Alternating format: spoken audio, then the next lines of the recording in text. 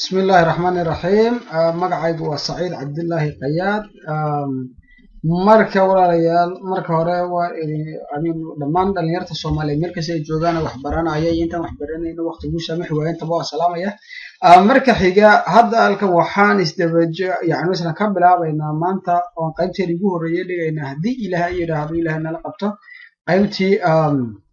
CCNA ama Cisco Certified Network Associate and sababtuna waxay tahay because dadkii oo aan isla dhigan jirnay markii hore amaba hadda ardayda ku cusub ee Soomaalida ayaa yiri isnaqaana ayaa yiri buuxad nagu dhaanto walaala noo sheeg marka waqtina dhulka ma jiro waa qurba la jooga bal waxaan isleeyahay waxoogaa geereed ku dhaanto bal YouTube ka u galisay uga faa'iidaan ardaydu marka kulay qayb isku daba socon doontaan waana markii ugu horeysay aan wax dhigo qayb CCNA marka ay garhale hada wixii khaladaad ay niga saxan doona laakiin hadda waxaan isku day bal qaybtii ugu horeysay oo la yiraahdo OSI model OSI reference model ka ama qaybta ugu horeysay for example network waa jiri jiray laakiin qaybtan hadda maanta aan ka bilaabayna ma network ahaan bal ka bilaabay inta badan waxa la yiraahdaa OSI reference model waana qaybta halkan aan ku hayno halkan waa school hadda inaan abaabulo aan rabo kana waa macallinkeenii hore iska ogtiin ilaahay nabada inuu u soo celiyo inkastoo anagu aan maaragtay Soomaaliya dhanba sabab garaysan oo taageersanahay waxa weeyaan bismillaahir rahmaanir rahiim qaybtan haddaba aan maanta bilaabayno waxa OSI referencing model yaa la yiraahdaa marka qaybtan waa introduction ahaan marka OSI referencing model introduction waa hordhaci OSI modelka marka waxa weeyaan OSI modelkan waxa loo soo gaabiyay open system interconnection halkan aad ku qorayaa waa open beta Estonal system beta okay ayaduna interconnection beta marka waxa weeyaan waa todoba waxay ka kooban tahay laba qaybood oo muhiim ah ayay ka kooban tahay oo magarasa open system interconnection kan ama waa furitaankii waa nidaamkii furitaanka isdhexgalka weey waa nidaamkii ugu horeeyay ee network waxaan la yiraahdo ama magarasa technology-ga networking-ka ama shabakadan shabakadan networking-ka loogu tala ay isku badhex galeen waa shaygii ugu horeeyay ee isfahamsiiyay weeyaan OSI-ga ama open system interconnection waad ka garanaysaa luqadda Ingiriisiga waa isdhexgal wax laba shay oo isdhex gashay marka waxa way isdhexgalkii furitaankii isdhexgalkii systemka weey waxaan sidaa u leenahay waa waxoogaa yar waan ka hadli doonaa hadii la isku dhex galeen iyo waxyaabaha keenay in isdhex galaan iyo goorta la curiyay iyo bada wixii ma garanaysaa baahidii weyneed ee loo qabay markii laakiinse haddaad aragtaan OSI waxaa loo soo gaabiyay open system interconnection ayaa loo soo gaabiyay okay halkan aan hoos uga dhaadhici doonaa waxoogaa baan history-ga ka taaban doonaa hadii Ilaahay yiraahdo dabcan waxaan idin sheegayaa wax badan idin kuma dhaabo qoraa akhris u baahan tihiin maarta dhalinyarta waxoogaa dhiba ka haysato waxoogaa akhrisayna buug badan akhriyaan ama internetka waxoogaa badan ay galaan u yar baahan yihiin laakiin hadda afkeeni hooyo bal inaan waxoogaa ku yar macneeyo wixii aan ardayda ku yar dhaamo uun baan jecelaystay layna asxaabtina iga codsaday bismillah waxa weeye halkan OSI modelka waxa la soo saaray ama open system interconnectionka waxa la soo saaray 1977 ayaa la soo saaray waxaana soo saaray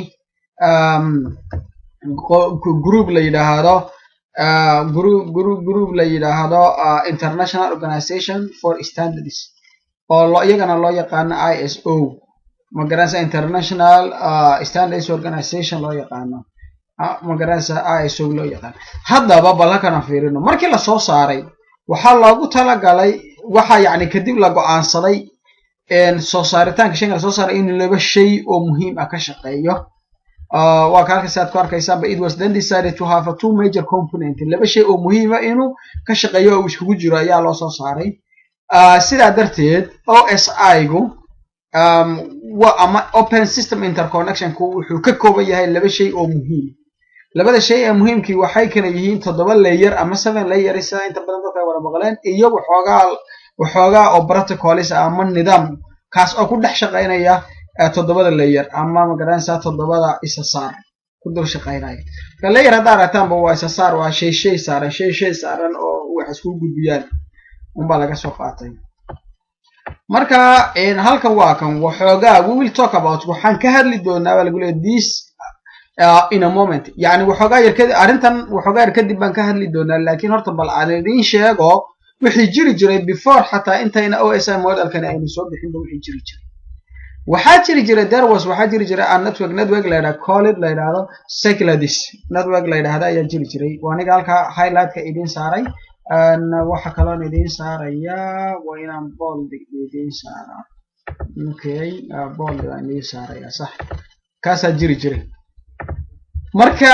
network jiri jiray oo Cycladis la oran jiray it was very hard aad bay marka hadaba u adkay soobaha loo soo saaray bay kamid tahay in hadeer idin lahaa waxoogaa yar kadib waan ka hadlaynaa soobaha loo soo saaray ay kamid tahay in magaranaysa ay adkaato inay magaranaysa different vendors ama companiyadii kala duwanay ay adkaato to communicate to each other inay isla xiriiraan for example maanta hadan IBM ibsada computer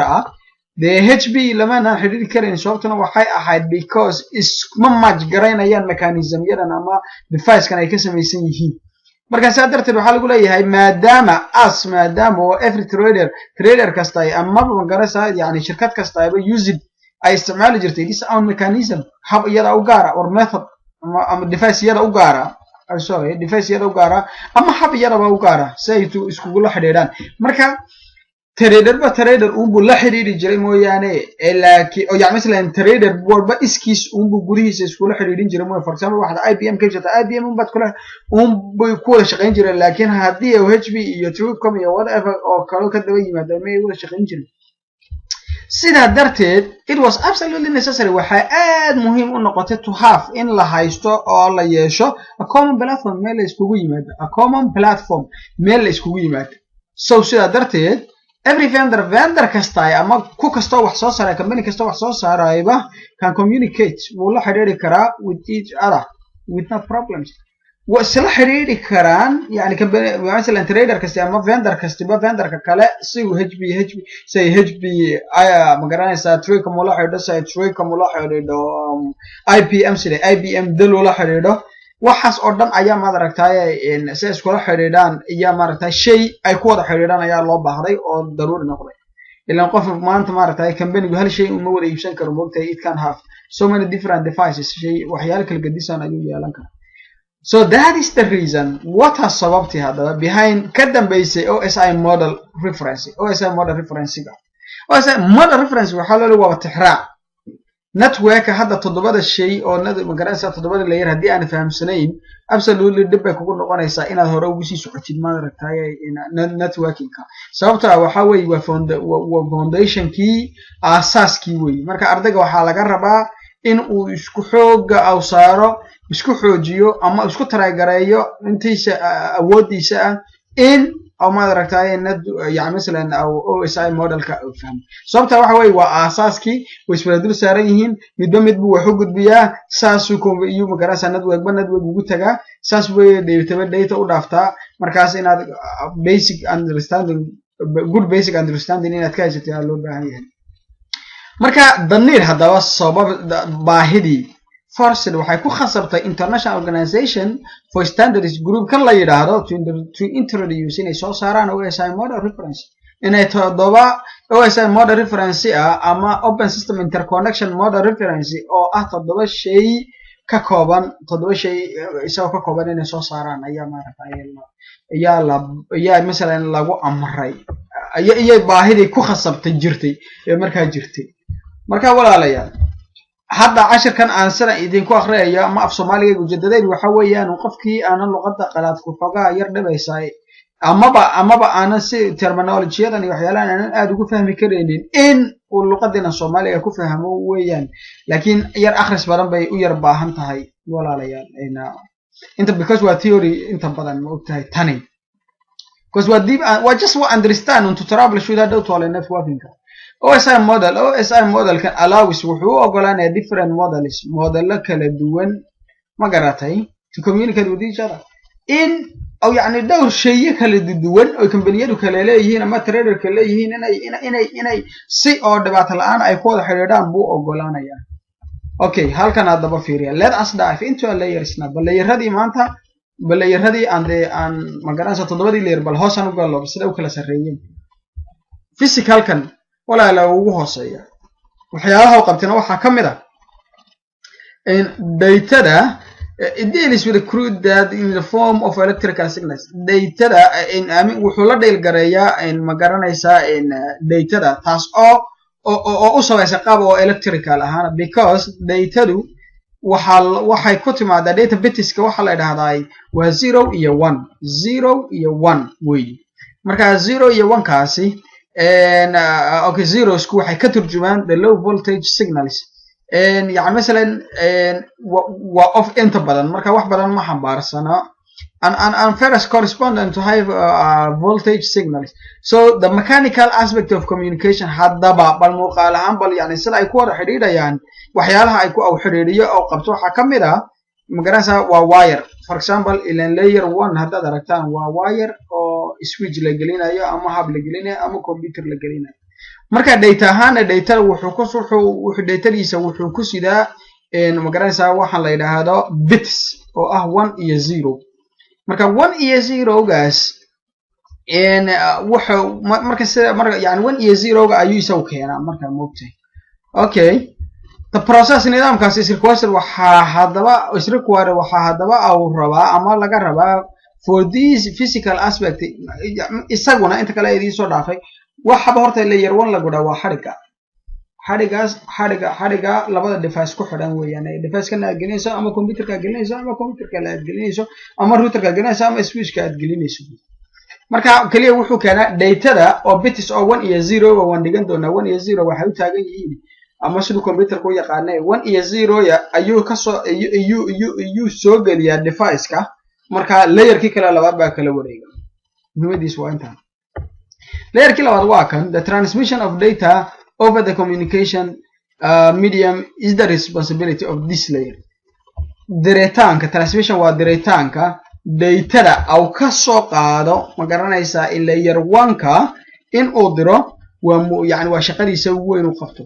0 ga ama 1 ka datada ah waxa loo isticmaalaa way ku leeyahay ma garanaysaa in communication at the ground in a logical encapsulation yani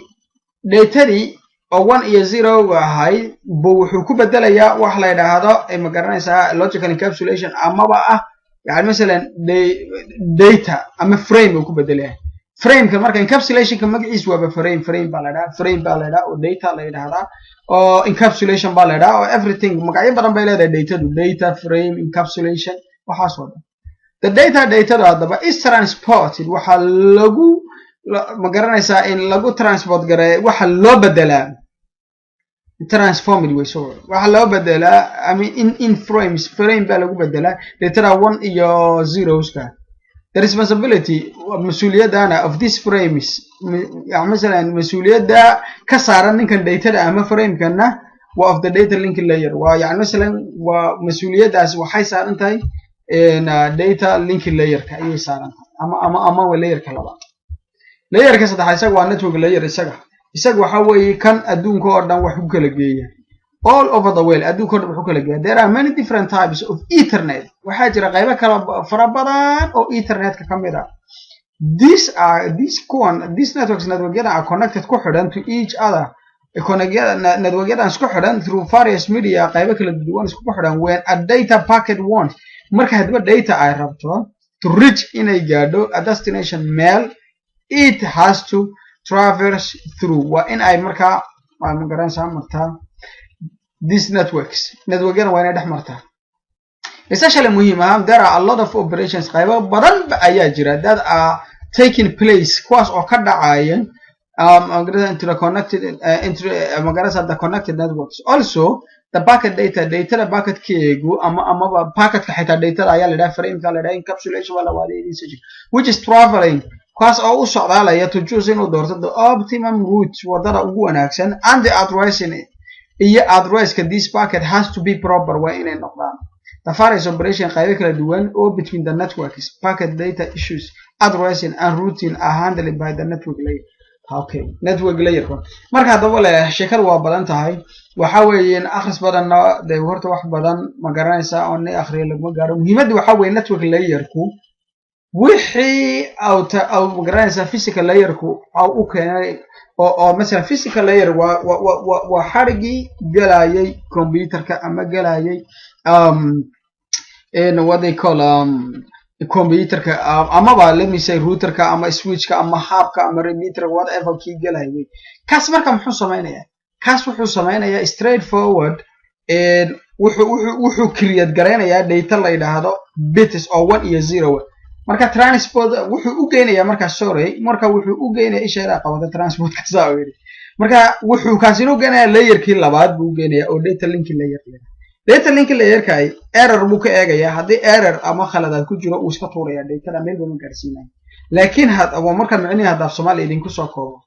hadii ay datadaas wanaagsan tahay layerka labaad wuxuu sameeynaya uu qaadaya datadii wuxuu u geenaya network layerka network layer muxuu sameeynaya wuxuu sameeynaya adduunka ayuu u kala gudbinaya marka waxa weey ninkani waa ninka adduunka ma garanaysa all over the world geeyay dadii fahamteen walaalayaal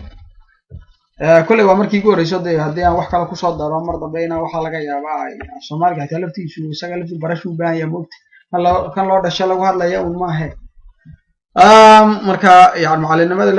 wax sheegitaanka laftigiisa khabiir baad ku noqonaysaa moogta marka waa markii ugu horeyso raali hal aha the transport layer hadaba waa kii afraad waxaan ku jirnay isagu wuxuu hubiyaa bal sheekada dheer waxaan ka galaya isagu wuxuu hubiyaa transport layerku inaan fahamno aan isku dayn waxa weey wixii aw layer 3 uu soo dhiibay wixii aw layer 3 uu soo dhiibay aha ma aragtay layer 3 yani mesela for example aw session ku soo dhiibay actually CR ba isku daba yaalaan moogtay marka transport muxuu qabtaa waxa badanaa session ku soo dhiibo bu ma aragtay si gudbiya for example imika layer 3 giba u soo dhiibay hoos bay ka timid sheekadii layer 3 giba u soo dhiibay transport marka muxuu sameeynaya transport wuxuu sameeynaya work transport layer ensures the quality and reliability of the communication wuxuu hubinayaa reliability-ga iyo ma garanaysa iyo hubinaya quality-ga wanaaga baasha ay leedahay I mean like yani inay data wanaagsan tahay oo yani mesela ay data oo khalkhal ku jirin ay tahay the data packet switching yaa la dhahaa ninkan marka oo ama bedela ma garanaysa isaguna u kala bedela adduunkana isaga u saaro ka adduunka u saarayo layer 3 gaana isaga hoos u geeya xagan sarana isaga ka soo qaado oo saddexdii layer ay sare ka soo qaado oo socon hada entirely handle wuxuu in gabihaanba wuxuu u handle garaya ama aw haga ama wada by the transport the data packet switching is entirely handled data packet switching kaba ama data ka qaadida dhamaanteed waxa haga transport layerku wuxuu leeyahay laba shay oo packet switching la yiraahdo ayuu leeyahay there are basically two types laba nooc uu leeyahay oo packet switching they are connectionless waa laba oo connection la'aan packet switching ana connection oriented marka hada transport halka sheekada waxaad ka fahmaysaa qofkii hore soo arkay laba shay ayaa ka dhex shaqeeya transport midna waxa la yiraahdaa UDP midna waxa la yiraahdaa TCP UDP kan ninkan la leeyahay waa nin connectionless kan ninka lagu tilaan way connectionless maniis waxa way connection ma la isku halayn ma laha laakiin muxuu sameeyaa ninka kale uu ku orod badan yahay waxa lagu qiyaasaa nin oo postman oo midalan iska dacaajisa markuu soo qaado postmanku qaar waraaq muhiim ah haday ku soo socoto qaarinta ay qaadayaan celinayaan bay iska diidaan marka meeshan bay ka soo tuuraan waxa dhadan I hope inay gaadhay ninkii sheekay midalan waraaqdu hatta inuu ninka ka guuray guriga yeen kale ma garanaysaa ma huwa waraaqduna critical ay tahay laakiin TCP gu isaga waxa la yiraahdaa connection oriented ayaa la yiraahdaa macnihiisu waxa way isku halayn uu tagaya waxa lagu qiyaasay isagana postman-ka wanaagsan intuu guriga yimaado uu gargaraaya wariga furay buu leeyahay hadii aan la joogin waraaq uu tuuraya waraaqdu uu celinaya marka ninkii markuu qofkii guriga yimaado ama gabadhii guriga timaado ay furto waxay arkaysaa waa transport waxa ka sheekeynaa waxyaalaha uu qabto labo TCP iyo UDP la dhaaka kala dhex shaqaysa sidaan way idin ku soo celinaya yani sheekadu inayna fadhi ku dirin naga noqonin marka waxaan UDP ga waxaan waa connectionless oo waa bila yani isku halayn male connectionless maxaa loo leeyahay waa isku halayn male wuu imanayaa waa si postman oo shaqadiisa si fiican u gudanaynin baa lagu tilmaamay iska yimaada ku gargaraaca albaabka ku waaya waraaqda ku tuura haddii aad xitaa guriga ku diirtay aanad ku jiro inaad kaba guurtay warka ma hayo I hope ninka ina waraaqdu gaadheen buu leeyahay laakiin kan kale oo ka dhex shaqeeyay isagana waxaa la yiraahdaa magarasa TCP connection oriented waxa weeyin waa muhiim isagu waxa weeye hadii uu waayo waa si postman oo kale tusaale halka soo qaar isagana uu gargaraacay hadii ku waraaqda yaradu meesha ka soo tuuraya waa waraaqda boosada ku celinaya inta uu leeyahay ninkii ma joogo mira labada ayaa ka kala dhex shaqeysa oo baaka switching oo data qaada okay the connection like bucket bal hadaba waa kan hadaba connectionless packet switching ama UDP ga ninkan lagu leeyahay the packet data is allowed waxa loo ogol yahay laakiin waa intuu kan advantage ga uu leeyahay uu ka orod badan yahay moogtay DUDP ga ama user data interface ka protocol ka sorry user data protocol ka ayaa ka orod badan kan kale oo TCP ga the packet data is allowed waxa loo ogol yahay to choose in doorato the route ka which it is going to reach the destination kaas oo yani meesha ay u socotaan sida cadna the packet itself kana do this kan packet ku wax ma sameynaa ilaa aw UDP ama TCP aw qaado moogtay connectionless ama connection oriented physical devices hadaba physical device ka caadiga ah routerada ama responsible waxay mas'uul ka yihiin the behavior of packets yani dabeecada ama mas'uuliyad ba ka saaran marka packetada ama packetku waa data aan ka hadlayno but the packets data do formed from the same data ka timid ama ka bilaabatay meel kan ku waxay gaari kartaa destination different way qaybo siyaabo kala duwan bay u gaari kartaa meesha u socdo whereas halka in connection oriented ka ama TCP switching ku once the route is decided marka la goosto maaragtay ama route ka go'aamiyo then all the packet have to follow the same route when is isku route kaliya wada raacaan an example tusaalahan of connectionless packet is connectionless packet switching ka isagu isa text message oo from your ninkana wuxuu ku macneeyay feeri yani waa message oo kugu timida telefoonkaaga guud waqti an example iyo tusaalahan of connection oriented yani waa fariin message ka telefoonkaaga lagu soo diray inay ku soo gaadhaan waa dhici kartaa telefoon khalad u gaadhana waa dhici kartaa an example of connection oriented ninkana is direct voicemail call waa in toos kula soo marka dadku siyaabo badan ayay kala turjuntaan laakiin labada shay ka dhex shaqeysa postman ka lagu metelo ninkana wuxuu waa telefoon waa message lagu soo diray message waa laabi kartaa laakiin qofka haduu kula soo hadlo ilaa wad kaaga maqlo ma yani mesela ma rumaysan inaad ismaqasheen ma ogtahay marka text kaliya kugu maamuli kara saasi kula fiican yihiin okay session kii kale oo shanaad ayaan u soconaa lixaad shanaad ayaan u soconaa sorry because session iyo presentation iyo application by now this session layer isagu ismail wuxuu mas'uul ka yahay for creating abuuritaanka and maintaining iyo waditaanka and destroy iyo burburinta a communication link iyo maaragtay ka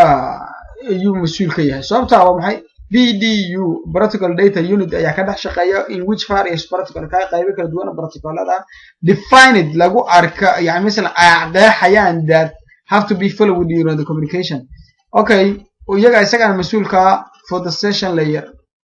waa yani mas'uuliyadda session layer ku the applicationada that use RSPC protocol kala yiraahdo ama user procedure calls ka are taken care of waxa qaado ma garanaysaa in waxa take garaya ama mas'uuliyadiisa ay session layer presentation ku waxa jira qaybo badan oo isagu shaqeeya jira data compression data marka compression lagu sameeyo isaga ka mas'uul which are used to send and receive optimized data mesela isaga ayaa data optimized ama diritaanki helitaanka ba isaga ayaa u qaabilsan tusaale ahaan if certain data hadii ay data muhiim ah repeating itself a number of times I doubt jeer isku celiso then the logical wala dafiri hadii ay data dhowr jeer retransmission ama samayso diritaan ay samayso it is then okay then kadib the logical to send data one is okay then it is logical to send yani waa ina dirta only one is mar and specify ayna cadaysa of times it is repeated dhowr ka jeer soo noqotay this is a bundling of a repeated data and one of the techniques of compression decompression hadaba data isku geynta meesha aan decompression iyo data kala furfurkaayba isandar waxa mas'uul ka ah oo hogaamiya ama ku shaqale data layerka also encryption iyo decryption mid waa isku xidhiidhin yani midalan oo file isku xidhiidhiso sida WinRAR oo kale iyo wixii la halmaana midina waa encryption oo waa qarin oo security ahaan decryption iyo furfuritaanka techniques-kana waxa ku shaqale same thing same man ninkan ba ku shaqale presentation layer halkan fiiri hadaba okay marka handle presentation layer ka handle galay halkan application kii ugu dambeeyay this is a topmost layer kan waxa ugu sareeyo of OSI model reference way this layer kan hadaba comes into picture wuxuu soo galaa link ama yani taswiirana soo galaa yani midalan